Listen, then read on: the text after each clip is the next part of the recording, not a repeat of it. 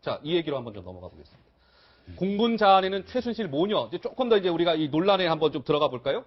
사진 한 장이 공개가 됐었습니다. 한 일간지를 통해서 공개된 사진인데, 독일에 말이죠. 독일 프랑크푸르트 인근의 비덱 타우너스 호텔에서 찍힌 최순실 모녀의 사진입니다. 최순실. 아주 여유 있는 표정이에요. 이 옆에 온갖 뭐 특혜 의혹에 휩싸여 있는 정유라 얼굴을 살짝 저희가 좀 가렸습니다. 그리고 보면은 뭐 여러 가지 지금 이 사진들, 인물들이 또 있는데, 김병민 교수님, 이 사진 한 장이 이 성난 이 민심을 더 자극하는 그런 꼴이 됐죠?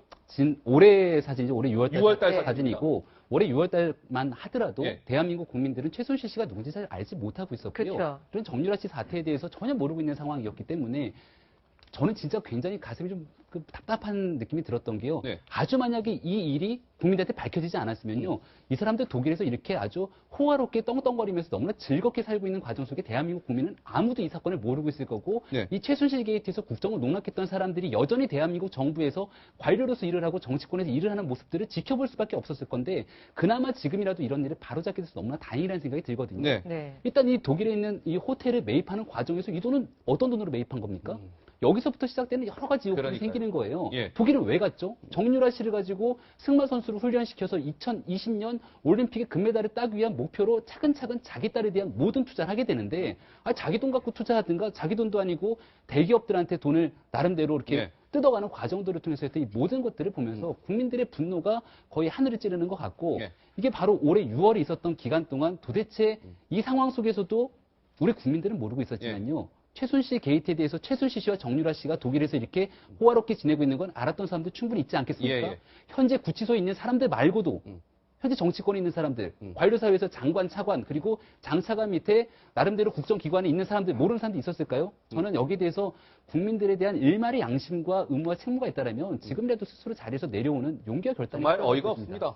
정말 대한민국이 저 최순실 모녀 때문에 이 난리가 났는데 불과 5달 전이에요. 6월 달에 이 최순실 모녀는 이 독일의 호텔에서 저렇게 미소를 머금으면서 야, 우리 이제 어느 정도 작업 다 끝났어. 우리 이제 편하게 살 일만 남았어. 아마 그런 미소 아니었겠습니까? 그래서 국민들이 화가 나는 겁니다. 그러니까 지금 저 날짜가 언제냐 하면요. K스포츠와 미르는 작년에 연말에 만들어졌고 K스포츠는 올해 초에 만들어졌지 않습니까? 그 다음에 이제 6월 달 되면 어떤 일을 하게 되냐면 롯데에 대해서 70억을 요구를 합니다. 그러니까 70억을 요구를 하면서 이제 처음에 롯데가 70억을 송금을 이제 받았죠. 그 다음에 이 자금을 가지고 별도로 지금 옛날 K스포츠 재단에서 번 그 송금한 200 몇십억 이외에 이 돈은 비덱을 위해서 사용할 목적으로 송금을 받았습니다. 그러니까 직접 독일로 쏴주라 돈을 뭐 이런 식으로 이야기를 했어요. 자 그런데 이제 롯데에 대한 압수수색이 진행이 되니까 바로 그 돈을 돌려주죠. 그 시점입니다. 바로 이제 비덱에서 이 최준실 씨가 지금 이제 그런 돈을 갖다가 직접 비덱으로 독일 쪽으로 옮겨가는 시점에 6월 23일 날 자신의 생일날 그 어떤 이 호텔을 만들면서 그 축하 파티를 하고 그 다음에 이제 미르와 K 사태가 터지면서 바로 이제 한국으로 와서 머리 염색을 하고 저 재산을 챙겨서 다시 도망가는 바로 그 시점에 바로 직전입니다. 그렇다 보니까 이게 이제 당시에 최순실 씨의 마지막 정말 권력과 이 돈을 향한 것들이 가장 최고조에 달했을 때 바로 그 시점의 사진입니다. 네. 또 최순실 씨의 기상천외한 행보가 이런 것뿐만이 아니라 청와대 인사까지도 좌지우지했다는 거 아닙니까? 사실상 살아있는 권력이 최 씨가 아니냐라는 얘기가 나오는 게 이런 부분 아닐까요? 그 지금 얘기 나오는 거 다른 것보다도 청와대 이제 전문의, 대통령 주치와 관련돼서도 최 씨의 입김이 작용하는 게 아니라 본인이 단골로 다니던 정말 규모가 크지도 않은 모 성형외과 원장이 왜 대통령의 어떤 자문의 역할을 했었냐 사실상. 그리고 그 사람이 나중에 서울대병원의 외래 교수까지 외촉되는 일도 있었지 않습니까? 근데 아까 잠깐 이제 아는 분들은 주위에서 박근혜 대통령이 오래 곁에 모셨던 분들은 다 최순실을 알 수밖에 없다는 얘기를 하면서 어제 제가 마침 저희 외삼촌께서 파독 광고로 가셔서 독일에 46년째 사시고 계신데 오셔서 이제 한인회 모임에 박근혜 대통령 당선되기도 전에 대통령 되기 전에 한인회 모임에 왔는데 최순실을 보셨다는 거예요. 그때도. 그래서 왜 기억이 남냐고 하니까 공직자도 아닌데 저 여자는 왜 이렇게 옷을 화려하게 입고 주변을 저렇게 자유롭게 돌아다니지? 아무 신분도 아닌데 그러니까 교민도 아니고 공무원도 아니고 늘 그때부터 주린 자체로 주변에 항상 따라다녔다는 거 아닙니까? 그때도 그 독일에를 자주 왔다 갔다 했던 걸로 본인은 기억을 하신다는 거예요. 그러니까 주변에 있는 사람들은 이게 다 최순실을 통해서 뭔가 하나씩은 다 챙긴 게 아니냐 말이 나올 수밖에 없고 그게 국민들이 보기에는요 그런 거예요.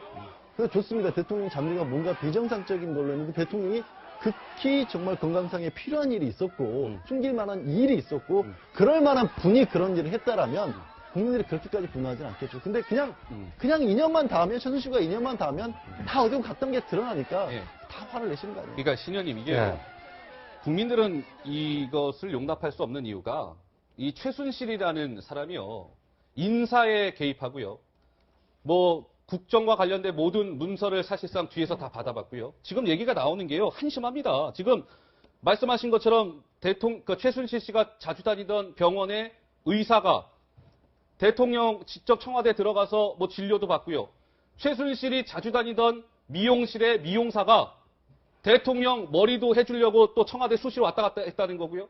사실상 대한민국의 대통령은 박근혜가 아니라 최순실 아니었느냐 이런 얘기가 나올 수밖에 없는 거 아니겠어요? 그러니까 그 박근혜 대통령에게 최순실은 한마디로 토탈 솔루션이었습니다. 모든 걸 다 제공하니 A부터 Z까지. 그런데 문제는 이 무자격 토탈 솔루션이었다는 거고요. 그게 최순실이라는 사람의 어떤 행태에서 나타나듯이 속된 말로 교양미도 없고 퀄리티도 떨어지는 그런 저기가 대통령에게 그런 서비스가 제공됐다는 거 아닙니까? 그런데 지금 우리가 박근혜 대통령 국회의원 시절부터요. 저 올림머리라는 게 뭐. 올림머리. 네. 박근혜 대통령의 트레이드 마크 아닙니까? 네. 한때 뭐 2007년 경선 과정에서 저게 너무 무거워 보인다 해갖고 저거를 이제 한번 푼 적은 있었습니다만 다시 복귀를 했는데요. 근데 이런 말이 있었어요. 박근혜 대통령이 댁에 들어가셔갖고 저 머리를 푸는 순간 누구하고도 교류를 할 수가 없다. 누구하고도 교류를 할 수가 없다. 저 순간 완전히 박근혜 대통령은 딱 외부하고 차단되는 순간이다. 저 올림머리를 내리는 순간. 근데 보니까 이 시간에도 최순실과 최순실의 미용사는 박근혜 대통령과 그러니까요. 같이 있었던 거죠. 그러니까 보통 우리가 국가 주요 지도자가 저런 식으로 딱 차단되는 거, 이게 블랙아웃 된다고 얘기하고 그게 굉장히 그런 상황이 굉장히 위험스럽다 얘기하는데 일상적으로 저 매일 한 번씩 올림머리를 하니까. 그러니까요. 그리고 저 한 번 하는 데마다 1시간 이상 걸린다는 거 아닙니까? 저 올림머리에 한 번 하는 데마다.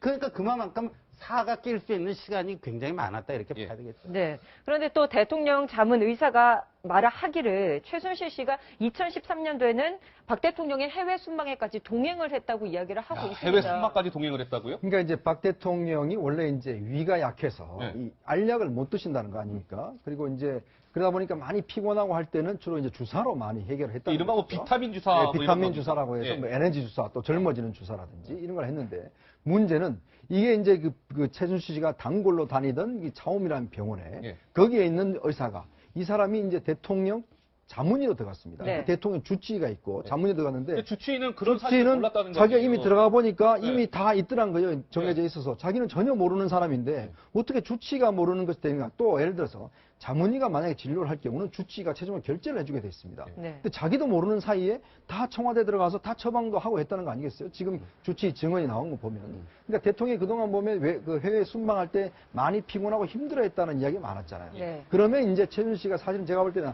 아마 공식 비행기는 타고는 안 갔을 거예요. 왜냐하면 눈들이 있기 때문에. 그러니까 다른 방법을 통해서 미리 가서 그 호텔 같은 데 가면 사실 이번에 이제 대통령 지금 와서 이제 좀 저희들이 아는 사실이지만 예전에 대통령이 해외 순방을 가면 대통령의 묵는 숙소와 기자단의 묵는 숙소가 거의 같았습니다. 그러다 보니까 이제 대통령을 모시는 수석들이나 이런 사람들이 뭐 저녁에 같이 기자들하고 만나기도 했는데 이상한 게 유독 박근혜 대통령 들어와서는 대통령이 머는 숙소하고 기자단이 머는 숙소가 떨어져 있다. 달랐어요.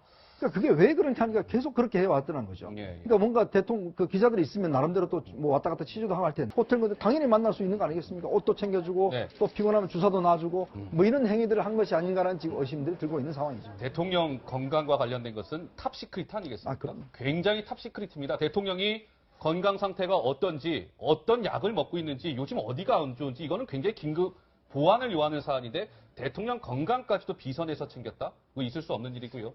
근데 저는 그래요. 이 비선에서 그런 식으로 했다는 것 자체도 충격이지만 다시 말씀드리지만 그럴 만한 사람이 했어라면 조금 더 공분이 좀 덜했을 것 같고요. 그럴 만한 이유가 있었다. 정말로 알려져서는 안 될 말씀하신 것처럼 국가 안보에 관련된 문제이기 때문에 비밀리에 치료를 받았다. 이런 건 아무 문제가 될 수 없어요. 그러고 나서 받은 것들이 또 문제가 된다는 거죠. 아니 적당히 끝나고 나서 예를 들어서 낙하산 인사로 갔어도 스캔들 정도에 그치는 문제인데 무슨 일이 벌어졌습니까? 그 조그마한 업체에서 만든 화장품이 해외 공간에 선물로 갔습니다. 외국 대사들이 이 뉴스를 보면서 내가 얼굴에 발랐던 게 그런 거였어? 라고 생각하면 무슨 일이 들겠으며 청와대에서 내놓은 해명 아니 업체가 자발적으로 신청했기 때문에 비행기 태워서 보냈다? 비행기 성형외과 의사 협회장이 무슨 말씀을 하시냐면 그렇게 받으면 성형외과 의사들만 태운 비행기가 100대는 떠야 된다고 얘기했어요. 예. 그렇게 국가 경제, 국가의 틀까지도 건드렸기 때문에 이 문제가 되는 거 아니겠습니까? 네. 그러니까요. 요즘 또 특히 많은 분들이 궁금해하시고 또 의혹이 계속해서 생기는 부분이 있습니다. 바로 세월호 7시간과 관련된 부분인데요. 사실 박 대통령이 뭐 성형시술을 받은 것 아니냐 뭐 이런 의혹들이 제기가 되니까 청와대 측에서는 해명을 하기는 했습니다. 해명을 뭐 하긴 했어요. 15차례 보고를 했다. 하지만 저희가 궁금한 거는 뒤늦게 해명을 했고 또 박 대통령이 어떤 지시를 내렸다라는 얘기는 사실상 없거든요. 그렇다면은 보고는 사실 올릴 수 있는 거고 그러다 보니까 의혹이 점점 더 커지는 거 아닌가라는 그러니까 여전히 관저에서 이제 이를 진물을 보고 있었다라는 얘기를 하고 있는 건데 그렇기 때문에 어저께 이제 마지막까지 대치 상황 국면에 있었던 그 시위 상황을 보게 되면요. 그분들이 들고 있는 피켓과 팻말을 보게 되면 대통령의 7시간을 적혀 들고 있고 예. 세월호 유가족 차량이 들고 와서 굉장히 극렬한 상황까지 이르게 됩니다. 뭐냐면은 결국 세월호 7시간에 대한 이야기들이 다시 한번 재조명되기 시작하면서 박근혜 대통령이 해왔던 통치 행위에 그 이면에 근저에 있는 최순실 씨가 개입돼 있던 거고 예. 그 과정에서 세월호 7시간의 의미가 계속해서 불거지는 이유 중 하나는 그 골든타임이 만약에 대통령이 제대로 된 역할을 수행했다라면은 혹시나 100% 가정할 수는 없겠지만 그 많은 아이들을 살릴 수 있지 않았을까라는 그 안타까운 마음들이 세월호 유가족뿐만 아니라 많은 예. 국민들의 마음에도 같이 동요가 되고 있는 부분들이 큰 거거든요. 근데 지금까지 계속해서 나오고 있는 해명들은 세월호 7시간 동안 계속해서 나는 보고를 받았고 거기에 대해서 적당한 업무 지시를 했다라는 건데 예. 그리고 나서 결국은 국민들 앞에 그 중대본이라고 얘기를 하고 있죠. 그 중대본의 얼굴을 모습을 드러낸 게 오후 늦게서야 됐다. 5시가 넘은 시간이었어요. 나타나서였고 예. 나타나서 하셨던 말씀을 우리가 국민들이 들어봤을 때 구명조끼를 입고 있지 않나요라는 얘기들을 들었을 때 느끼는 국민들의 허망한 마음들은 훨씬 더 큰 부분이 있을 수밖에 없는 거거든요. 예. 그렇기 때문에 결국 이 문제를 풀 수 있는 열쇠는 대통령 본인밖에 없다고 저는 보여지는데 예. 대통령 관저에 있을 때 그 조윤선 정무수석 같은 경우도 단 한 번도 12개월 동안 독대한 적이 없다라고 얘기를 하지 않습니까? 대통령 본인 더하기 대통령의 문고리 3인방으로 알려져 있는 그 측근들 말고는 그 시간 동안의 비밀을 알 수가 없는 부분인데 대통령이 모르겠습니다. 이게 어디까지 진짜 얘기할 수 있는 부분인지 모르겠지만 네. 정말로 국민들을 생각한다면 조금 더 솔직하고 진솔한 본인 답변이 있으면 어떨까라는 생각이 이게 세월호 7시간 의혹이요. 지난주 금요일이었습니다. 정영국 청와대 대변인이 기자들한테 이 사안을 해명하기 위해서 직접 춘추관을 찾았어요. 이런저런 얘기를 하면서 해명을 했습니다. 그런데 계속해서 이 세월호 7시간 의혹이 가라앉지 않고 있다는 거죠. 청와대 해명이 뭔가 잘 수긍이 안 된다. 이런 걸 텐데, 이현정 의원님. 네. 자, 이런 거 아니겠습니까? 세월호 7시간.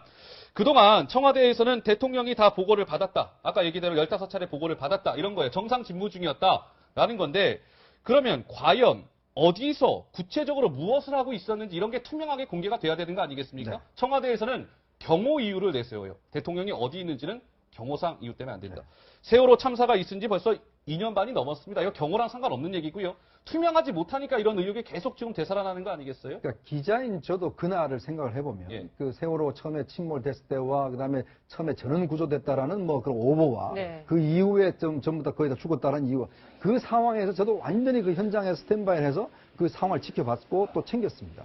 자 기자도 그런데 대통령의 자리가 어떤 자리입니까? 직접 구조를 해야 될 컨트롤 타워와 의무가 있는 자리 아니겠습니까? 그렇죠. 그렇다면 대통령은 이런 그 국가의 위난 상황, 이런 상황에서 시시각각으로 보고를 받고 지시를 내려야 되고 또 국민들 앞에 얼굴을 내밀어야 됩니다. 자, 옛날에 그 부시가 카트리나 사태가 어떤 타이푼이 왔을 때 그때 보면 비행기 안에서 왜 내리지 않고 한참 돌았냐는 문제를 놓고 엄청나게 비난을 많이 받았어요.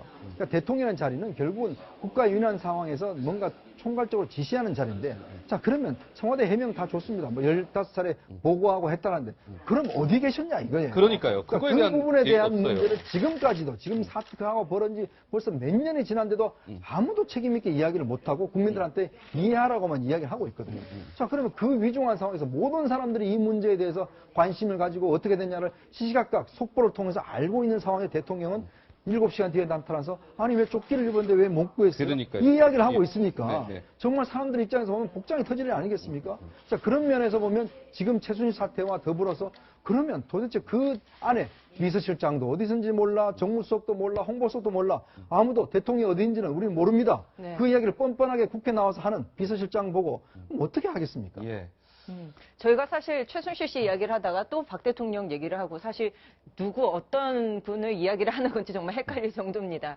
또 최순실 씨가요. 도피라는 와중에도 수천만 원대 갯돈을 척척 보냈다고 합니다. 도대체 어떤 계모임이기에 애지중지했던 걸까요? 또 한 계모임 회원의 이야기 들어보겠습니다.